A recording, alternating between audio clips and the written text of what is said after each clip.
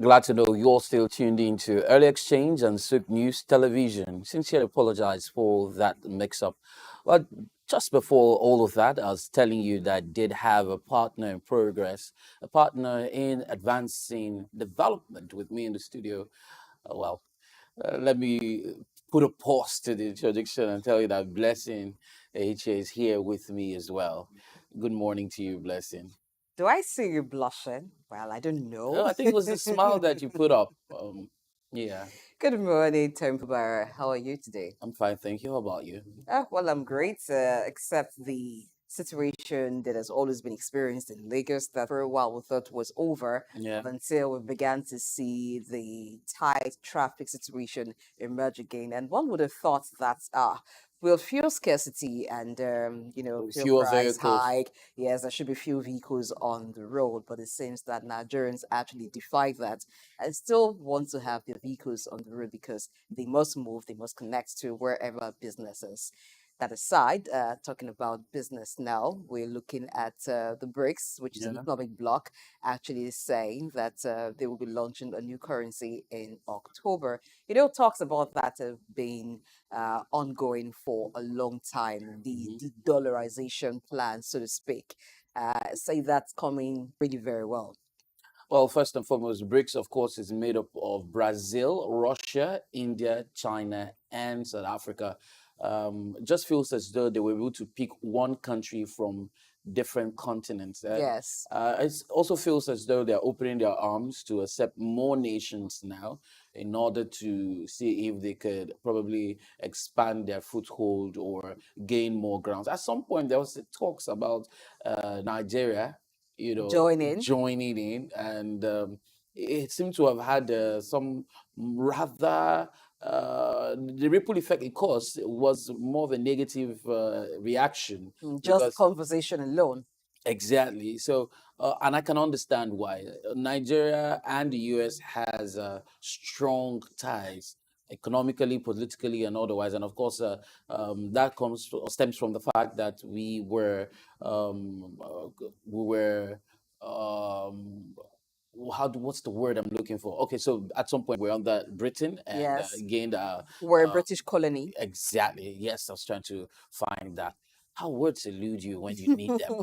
But I mean, the connection to the Western Bloc for Nigeria being a strong ally, even back to the Second World War, when Nigeria contributed a lot, in soldiers and manpower, you can tell that it will be difficult to break that stronghold. Hmm. Yeah, the reason some Nigerians were even advocating that it's time Nigeria joined the BRICS was because of the partnership or the friendship that now exists between Nigeria and China, and not just Nigeria and China, China and some African countries. So the China membership in BRICS was kind of the factor why some Nigerians thought that it would profit Nigeria more to become a member of BRICS than maintaining alliance with the West. But like you've already established, Temple, that Nigeria has more alliance, so to speak, with the West. But I think that because for a very long time, Nigeria has had a relationship with Britain, has had a relationship with US, and so has had more dealings with the US. But there are no permanent friends. There are no permanent enemies in politics. So not to say that Nigeria will see better, but it might just be Nigeria weighing the options and trying to see which will favor the country now, joining BRICS or remaining where Nigeria is right now. But I think that that's a decision left for the federal government to make if Well, there's you a don't think say the about federal it. government is everyone. You and Hmm. I, we're part of government. That's how they say it. But in reality, the decision makers are those at the executive level and those Yeah, at the legislative who have level. been elected to do. Yes. But if I may, yeah, there might just be certain inhibitions to it. I mean, as much as you realize that there's been arrangements with China, contract wise, and all that, it's imperative to also state that we have a lot of at stake with the U.S. Hmm. And all that. So I think it's important that we get the guest analyst for today. He's here. He's standing by, none other than the chairman of African International Chamber of Commerce and Industry, who is joining us live from Kenya, Ambassador Wallace Williams. Glad to have you on the program today. Thank you. Always a pleasure.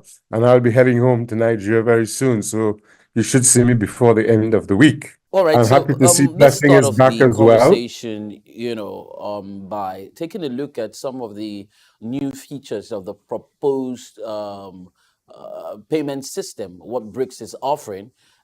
It's a move from what used to be SWIFT, and of course, we've been talking about the de-dollarization. What are some of the key features of this new payment system that is in the offing? Right. But first, begin. Good morning to everyone, and happy to be back with Suk. I must say that I listened very intently to your conversation there, and there is something that's missing. There's a point that's missing. The point is that Nigeria, I just want to make this comment on Nigeria because that is our most important country in this mix, whether they're in or out, and I did speak about it a couple of weeks ago. Nigeria is driven by oil and gas. It's our mainstay. And the dollar is a petrodollar. And that is why it's pretty difficult to, to break chains with the US. Forget about the fact that they were colonized by, Britain, etc. The main key thing is the petrodollar. Kissinger used the dollar as a weapon and made sure that all other, oil-producing countries of the world did their trade in dollar. But now, as you rightfully said, China and others, China, as I mentioned before, unilaterally now accepts the naira. So that's a one good point for Nigeria to look at.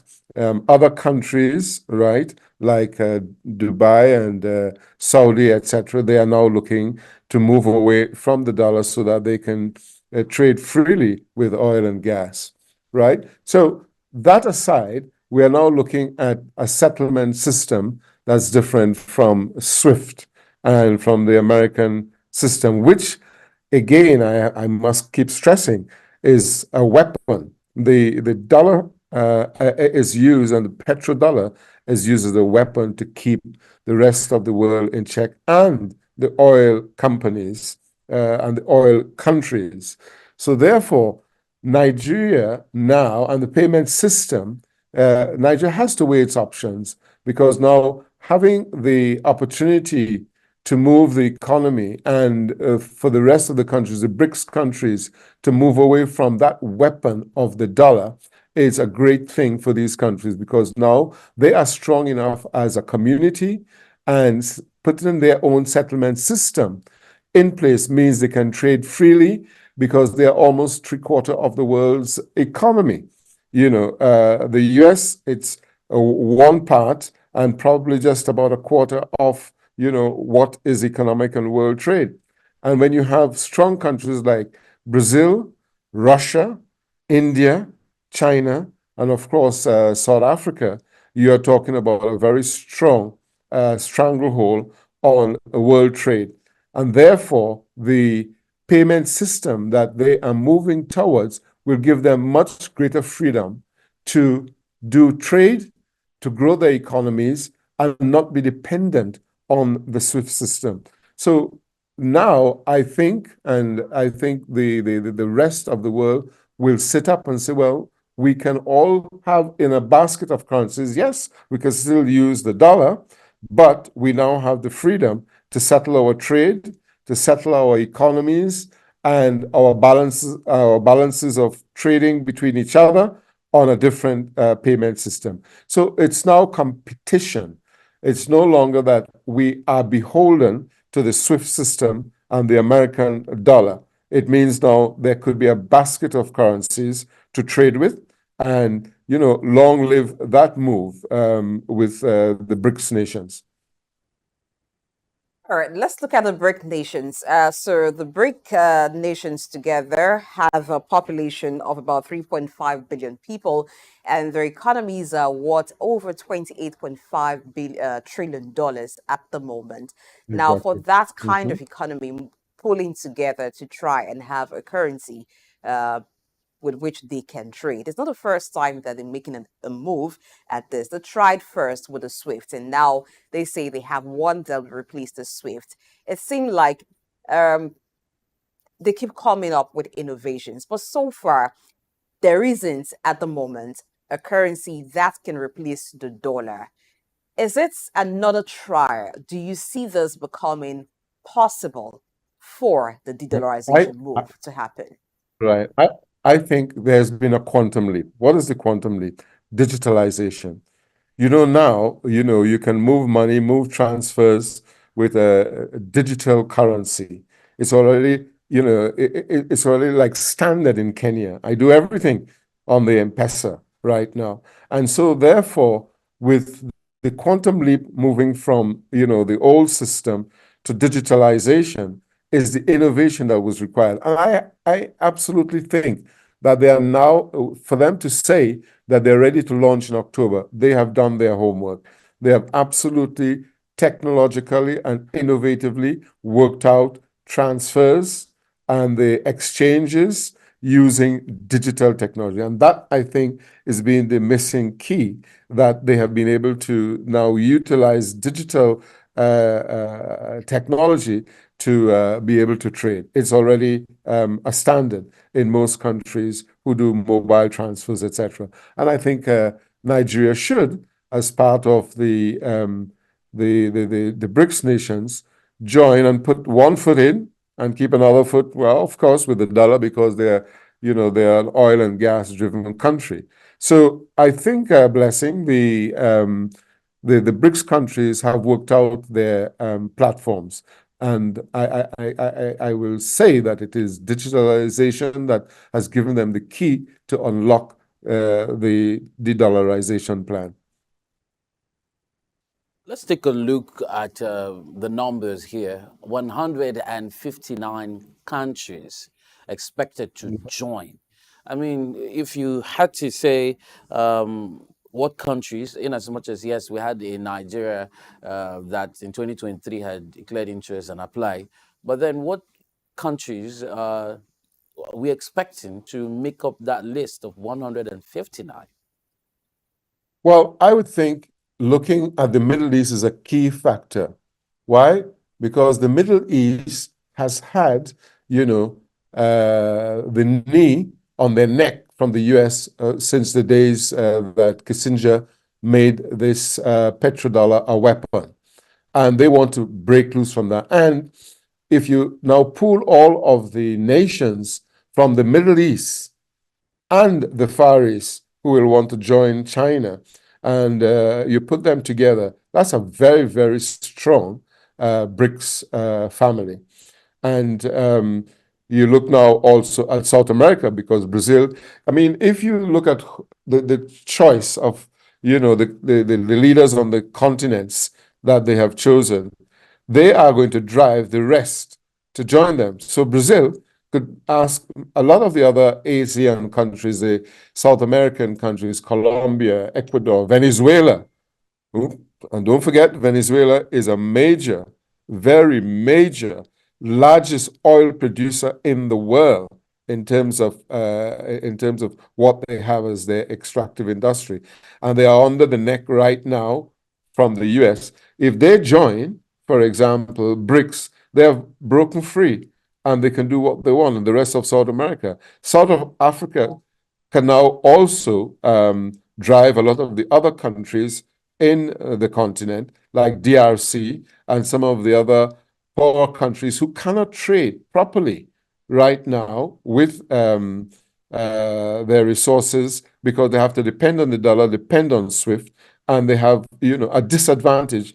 They will happily join. So I would say South America, Africa, the continent, the Middle East, and some other Far East countries would probably be in that mix. It may have been secretly negotiated already. All right, looking at the joining of BRICS by other countries, so far about 40 of them have indicated interest, but not been accepted into BRICS yet. And then BRICS is looking at 159 countries using this payment platform. Now, to the use? Would it not require membership? And what would be the consideration for membership, given that some countries have already indicated interest but are yet to be accepted into BRICS? Well, I think membership, they will have their criteria, and they'll need to know that these countries, when they have bought in to that platform and that system, that they will be bound by and tied into the system to ensure that the strength is maintained, so that it doesn't break the platform and the solidity and solidarity of these nations. So I think the critical and membership procedure will be very strong to make sure that they are committed to this new system of BRICS.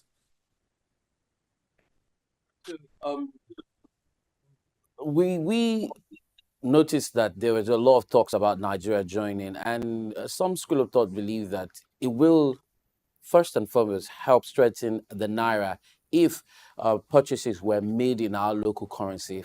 First and foremost, Ambassador, I'd like to find out from you if you think that thought holds water, and if we eventually, as a country, join BRICS, the legal tender, which is in the naira, would improve as against other currencies in the world. And then, if not, what next for Nigeria? Especially the fact, like, it feels like the door has been thrown closed in the first instance. What are Nigeria's chances, with No, I wouldn't say that. seemingly I like we wouldn't have an say that. enlarged house?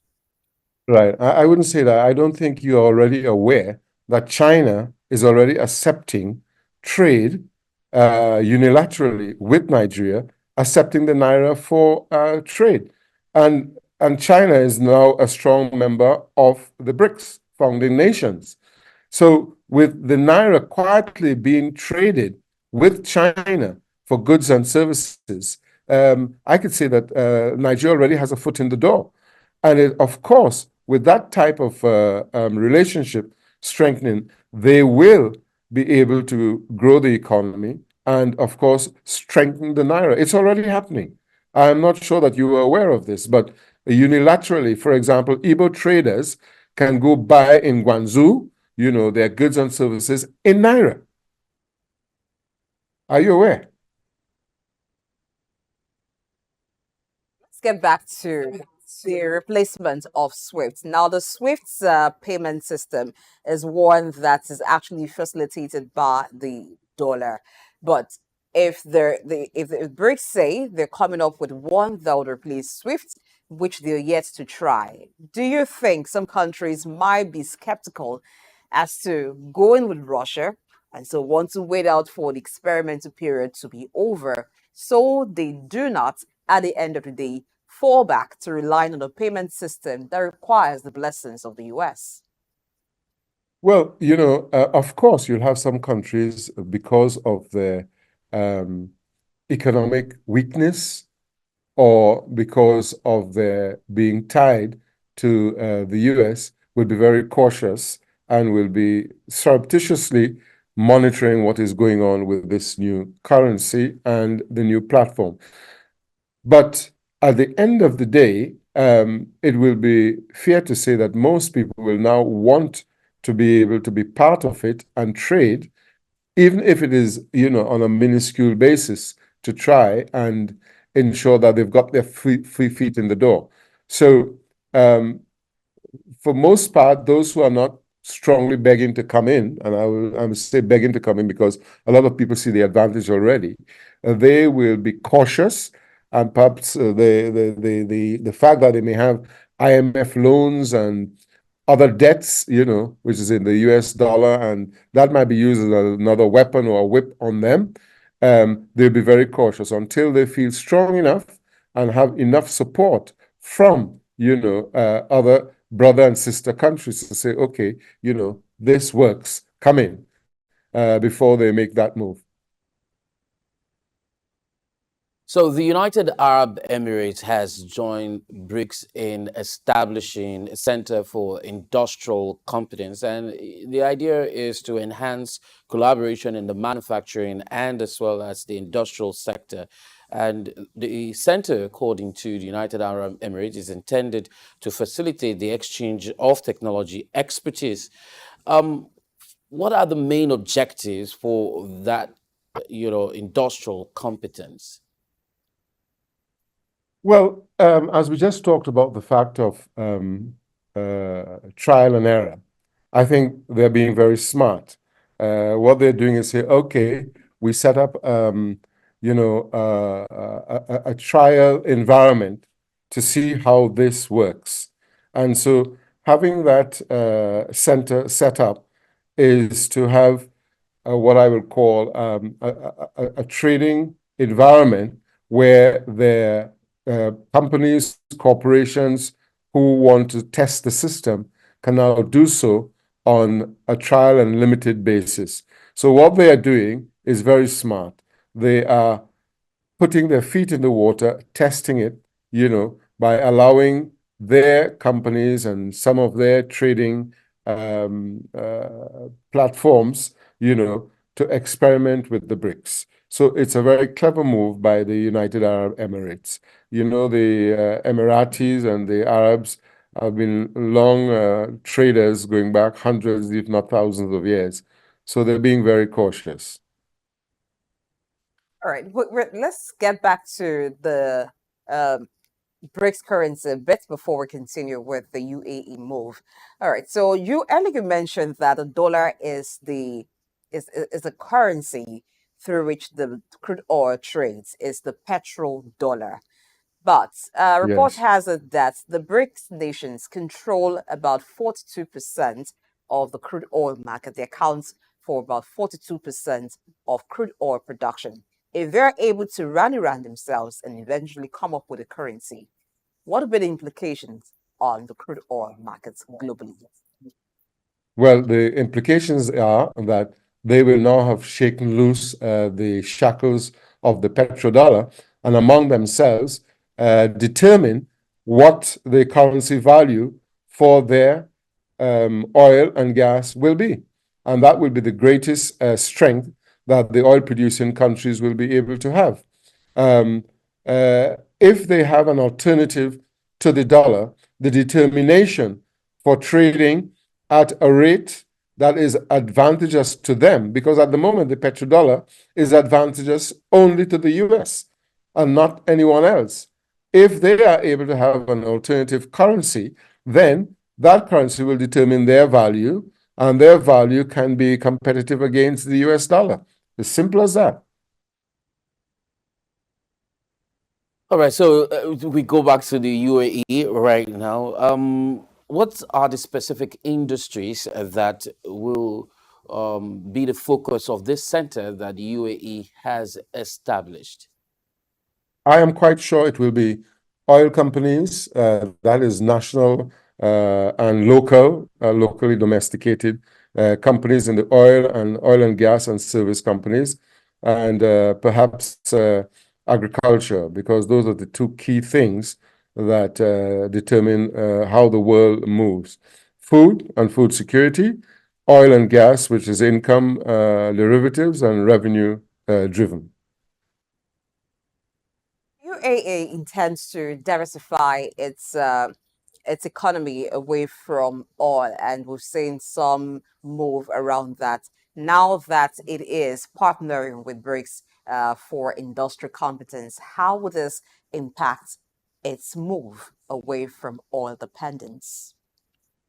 You mean the UAE with tourism? Are you speaking about tourism in the main?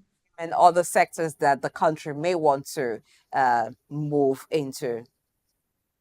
Right. So the other sectors, they have quite a lot of, I would say, problems with developing, alternative revenue earnings. And they may want to keep it safe and not experiment with BRICS yet, so that they are not hit by this new system, which may interfere with their alternative development of new revenue earning industries like tourism, etc. I believe that they're going to just concentrate at first with the oil and gas and agricultural sectors, which take a big chunk of the development of international trade. And then the ones that they're developing, they'll probably keep that in the US dollar to be smart. They'll probably keep that in the US dollar for the time being. So they are not putting all the eggs in one basket and then having all the eggs in one basket, and there's any failures or any problems with technology and transfer on the BRICS platform, they will not, entirely lose out on their revenue earning and alternative development industries. Basically, the dollar, the America, world power, and of course, US with its sanctions to countries who have erred or, are not aligning with its policies. So basically, I wanted to know, in your, with all your experience, what do you think would happen to the dollar and America if all of the plans by the BRICS nation were to fall into place? Right. What will happen with the dollar is that the dollar will just become another currency and not the main currency. Because if you have, from the statistics that was just read out by Blessing, if you have, such countries with such economic wealth, power, trading power, and they occupy almost 3/4 of the world trade, then it will weaken, yes, to some extent, but it will not be the number one currency in the world anymore. It will just be a currency on par or another currency to trade with, depending on who is using what to gain what in trade advantage. So if the dollar now becomes weaker, America, might be able to benefit from exports because the dollar is weaker. People can buy more from them. So there's a win-win somehow with regards to an alternative currency, because as you know now, the dollar is so strong that, most people trying to buy goods and services have to double, triple their own currency, to buy a US dollar product or good. And that is a drain on their economy. But now they can safely trade if the dollar is weakened, right? And America will still be at an advantage because they'll be able to export more. So it's a good thing to have an alternative currency and an alternative platform that US dollar can now be in a basket of currencies. And that's the important thing. They will no longer have the dollar, as Kissinger intended it, to be a weapon to keep the rest of the world in line and keep world trade to their advantage.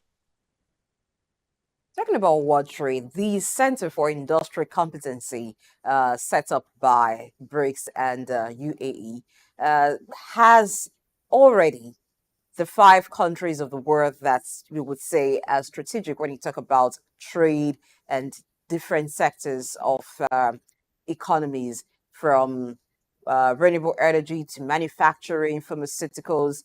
These countries, China, India, Russia, Brazil, South Africa, are key players in this industry. Now, coming to have a Center for Industrial Competency, and UAE being smart is already aligned with the BRICS on this.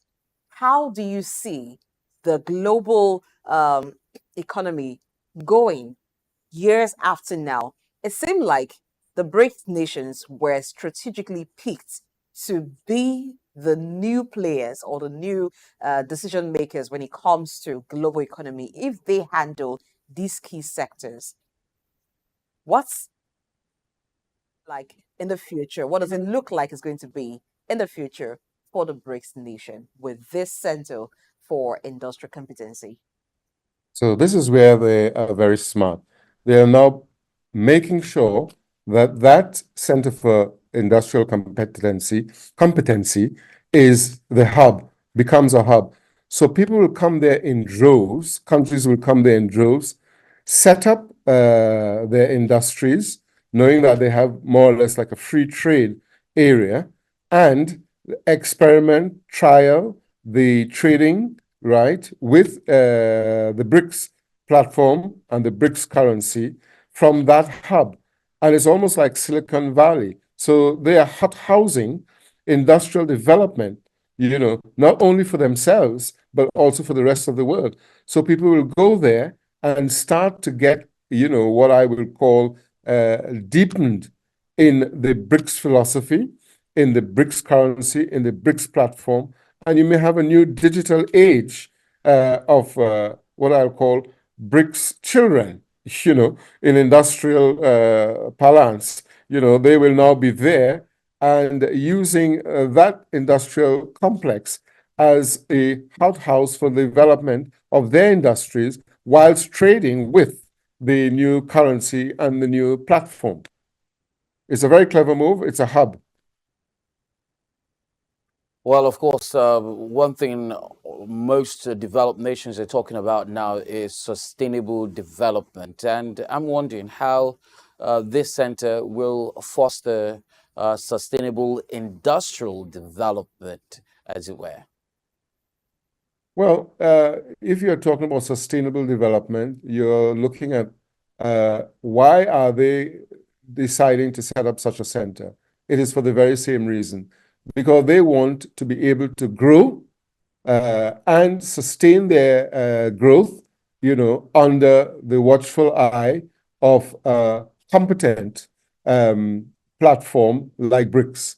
So therefore, they have seen that the dollar has killed their industrial development because they have not got the wherewithal to keep buying the dollar, to keep trading in the dollar. And the dollar controls how they grow. The debts, IMF, World Bank, etc., they are seeing a yoke around their neck. Therefore, to sustain, there's anything else they will want to try, because growth and sustainability is what each country wants and needs. So going to this environment and experimenting there, they can see that they have an alternative to help their growth and their own development. And they will grab the chance with both hands. And you can't blame them because they're suffering. There's no doubt about it, under the weight of the dollar at the moment because of the dollar dominance. And therefore, it has to break. It's not about de-dollarization, but it's about competent and competitive alternatives to the dollar. And that's what they are seeing. And that, I believe, will help them to sustain their development and their growth. Now, this center, if this center is going to be housing several people from different countries as a hub, as an industrial hub for different technologies and ideas to be built, are there possibilities of intellectual property issues coming up from this hub? Yes, and I think you're very smart in asking that question. Who will own those patent rights? Obviously, it might very well be the UAE, unless they have a particular clause for coming in there that they will probably share the development. It's a very clever question there, Blessing, and I think that has to be investigated. That has to be looked at, because if you're coming into their domain and they're helping you to develop and grow your technologies, whether it's in pharmaceuticals, whether it's in fintech, etc., they would probably want to be the owners of that intellectual property, or part owners, which at the end of the day, if they're giving them the opportunity, why not? Why not share in the wealth? Well, Ambassador, you are following, of course, the world developments, and you're certain of how the conversation of Russia's feud with Ukraine has panned out. And then going through the images that have emanated from that particular event and seeing Russian President Putin seated there with Chinese president and, of course, representatives of 8 other countries, and you begin to wonder the political undertone in all of this. I mean, and how the West will react to it eventually.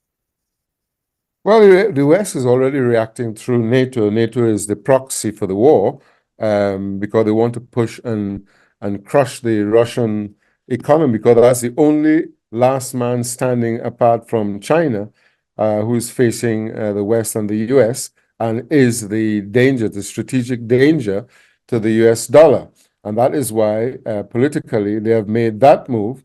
Russia is being very clever in piloting the BRICS, because after the Soviet Union broke down, it's only Russia that's standing from the Soviet Union all alone. And the political undertones of that is that the war on one side, the economic stranglehold on the other side, had to be looked at very politically from Russia's and China's point of view. And that's why they now gathered these other nations around them to strengthen their economies and their political will, because if they had stood alone by themselves, they could have been taken out. And that was and will be the plan. It's about survival of the fittest. And the Americans would not stand idly by and be dominated by another country. But a consolidation of several countries with strength, with power, military, trade-wise, gives them, a time to think and say, well, we have to find other ways of dealing with our so-called enemies. But as you said, Blessing, there's no permanent enemies and there's no permanent friends in world politics. So they are, I would say, they are hedging their bets. Yeah, they're hedging their bets. So Russia assumed chairmanship of the BRICS in this year, 2024. So the role now gives Russia the chance to shape the agenda of the group, as well as further economic ties. But we know that Russia is not very popular among some countries, particularly those who are friends with the US. How does this impact the image of the BRICS? Well, it's all about image laundering, right? And of course, anything to bring down BRICS and to bring down Russia will be tried by, the West, and particularly and specifically the US. It is all about who wins the image war at the end of the day. And I can assure you that they will not stand idly by, and that is the BRICS, and allow their images to be tarnished when they have the power to rebut it, and when they have the power to come back and show that they are doing something right for the rest of the world. So the enemies, who are probably the friends of and allies of the US and the West, will, of course, follow their master's lead. And, of course, Russia, knowing them as we do, and the other BRICS nations, will also find ways to rebut what they're doing by showing that they are kinder, showing that they're giving more opportunities to those who are less fortunate in the currency war and trade war. So, at the end of the day, it's about image laundering, really. I like the way you put it, image laundering. Well, but then I would want to know what you think about the expected timeline for this particular project. If it's going to be coming into operationalization this year, is it going to take a while? No, I think, as I said before, they have maybe more than likely done their homework. For them to set a date in October means they're prepared, means they're ready. And I am excitedly looking forward to the launch, because that's a game changer. And it's a game changer for good reasons. It gives the world a better place to be at, where they know that they have alternatives. And I think we should all be happy that, there's something coming up that has an alternative, that gives everybody, a breathing space to say, okay, let's look at what can we do now to help our country, to help our economies.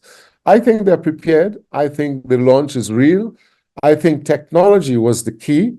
and technology will fire this launch very, very strongly to get them to set off.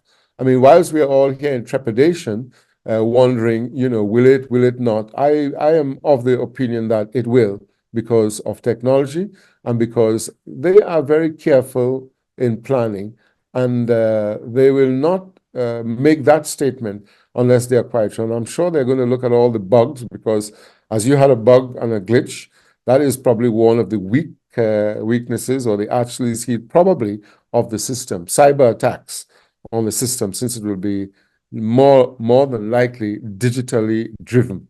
So I'm sure they are probably working all that out and doing their alpha beta testing, and they will launch. There's no doubt about that. They've made it clear that they're launching in October. You can't put a timeline on such an important system and such an important platform unless you've done all your planning, done all your testing, and you know that you have something that's ready to go. It's impossible for them to make that decision. So I think they are going to launch in October, as planned. So watch this space. All right. While we wait for October, earlier there were talks about image laundering by the BRICS and by the West. So it doesn't look like Russia, for instance, needs much image laundering in Africa, because in recent times, Russian flags have been seen hoisted in some parts of Africa, namely Niger, and during the hashtag End Bad Governance protest in Nigeria, there were stories or some reports of Russian flag being raised in some parts of Nigeria. Now, even as Africa seemed to embrace the BRICS, whether it's because of some countries who are members, China, Russia, and some other countries, what should be the agenda for Africa? Is it just a bandwagon effect? So some countries are enlisting wanting to join BRICS. Let's not join late, so we should be part of it. What should be the motive for Africa wanting to come on the BRICS bloc? Right. First and foremost, we have how many currencies in the 55 countries of Africa? We have over 26, isn't it? Or more. You have the CFA, you have the Kwacha, you have the Kenya shillings, etc. That alone will be a major motive. Plus, the move by the Sahel countries of Mali, Burkina Faso, etc., who have said no to exploitation of their resources, and to use the model of Burkina Faso, is saying we will now utilize our resources for ourselves and no more extraction. That is a major motive, because most of the African countries, their resources are being extracted, exploited, with no wins or gains for the countries. That is a major motive, absolutely a major motive to join, to want to join, and to be part of this, because all of their currencies are weak and gets weaker every day, every second. And you want to trade today, tomorrow the dollar has destroyed the money that you had saved to trade with, and SWIFT determines whether they're going to give you the dollar or not, or whether you will be able to get your bank to help you with your trade. So it's a non-starter. It's something that any country in Africa would want to do almost immediately, save themselves from the weaponized dollar, which is against the growth of their economies, which is used for exploiting their extractive resources, and also which hangs around their neck with the IMF and the World Bank. So every African country, I am quite sure, because of currency, because of debt, would want to join the BRICS nations. All right. Just before we let you go, we're bringing it home, so you could call this the home run. you've talked about the fact that this is going to be technology dependent and driven, and some school of thought have talked about the use of blockchain as a payment option. I mean, if you had to juxtapose that with the recent development where a blockchain platform, a payment platform executive was arrested and was charged to court in Nigeria, and the fact that it feels as though the Nigerian government is a bit adverse to blockchain and those kind of payment platforms, how do we now marry it in the long run? Well, in the long run, blockchain, if it's country-driven and not individually driven, it's a good thing because then everybody is responsible for each other's input into the blockchain and the blockchain transactions. As you know, we're already working on, a Pan-African currency, but we will not say much about that right here now. But if the countries all have a buy-in, then you don't have the vagaries of an individual cheating the public and cheating countries using their own individual private blockchain. This will be government blockchain. So everybody is responsible for maintaining that blockchain and that technology for the systems to work. And it's clearly understandable that Nigeria had a problem because so many people were using, that blockchain cryptocurrency to safeguard their savings and their forex funds that they have earned. And that was the ability for an individual to take advantage. And that is what has happened. You've had not them alone, but you've had it in the US as well. So when it is individuals who are bringing you into their blockchain, you have no clue as to what they are doing. Absolutely none. But government will be transparent because everyone has to know and it has to be open architecture. It will be government driven. It will be government open architecture. They will be able to see their transactions, track their transactions, and everyone will be responsible for each other's open architecture, looking and input to trading and tracking. Now, if this is embraced by governments, as you said, it's not going to be an individual dealing. It's going to be a government-run dealing. So do you see the Central Bank of Nigeria, for instance, opening up the conventional financial system to these transactions to enable people transact once that currency is launched? Yeah, of course. The central bank will want to, because they know that now, if they are members, that they will have to participate in the platform. They will have to open up and participate. From a technology point of view, they will be embraced. I'm sure they'll be given the procedures, the processes as a sovereign country as to how the trades will be transacted, and they will be schooled. All of the central banks of the various countries will be part of the procedure and the protocols. I don't see Nigeria being any different. So once Nigeria joins or are part of that system, the central banks will be given the protocols to operate. And, every other country will have the same protocols.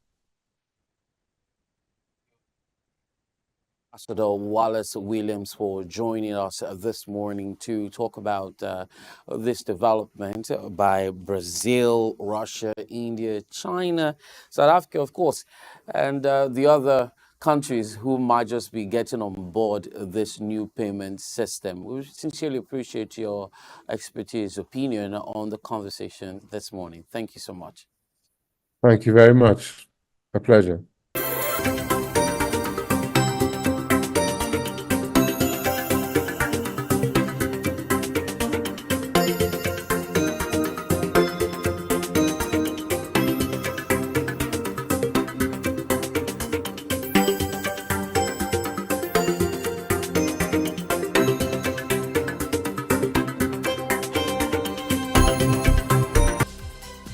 Exchange, shaping policy, advancing development.